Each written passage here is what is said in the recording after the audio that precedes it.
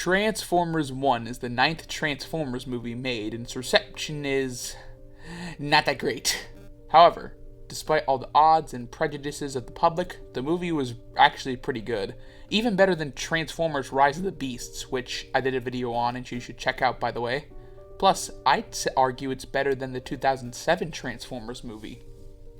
Now, before I go any deeper, I want to put out a disclaimer that my review isn't that reliable. I say that because I was late to our theater showing. Me and my uncle were late to the movie and missed a few minutes, but I can tell you where I started off. I started at the scene where Orion and D16 saved Jazz, so you guys can let me know if I made any mistakes in my review. Now, let's recap.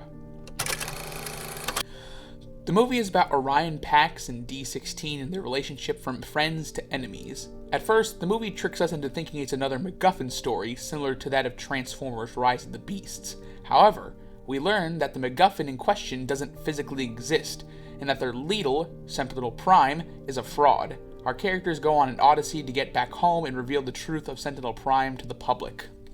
During the trip back home, they encounter the High Guards and their leader, Steve Buscemi. D16 and B127 get kidnapped along with a good portion of the High Guards. Orion and Alita now have to take the remainder of what they have into battle.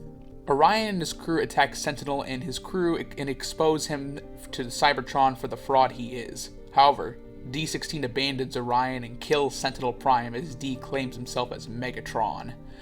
Orion gets resurrected as Optimus Prime and defeats Megatron and exiles him to the surface, ending with the newly formed Autobots going to war against the Quintessons. So for the plot, it was pretty well written, especially for a time when bad writing is common among Hollywood. The animation is really good as well, as it is reminiscent of 1980s wavetables, I think that's the look of it.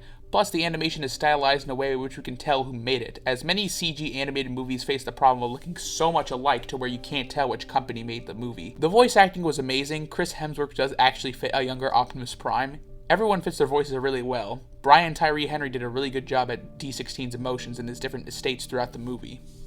This movie really succeeds on everything. However, I do have one problem with the movie, and that is the pacing between Orion Pax and D16's relationship. Because to me personally, I felt that their relationship dwindled a little bit too quickly, as they lost their friendship within the span of 3 days.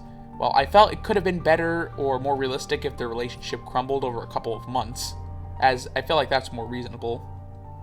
Overall, my review of Transformers 1 is an A-. Thank you guys for watching. Do you agree with my rating? If you do, consider subscribing and liking the video. If you don't, write your own review in the comments. Thank you guys for watching, and have a great day.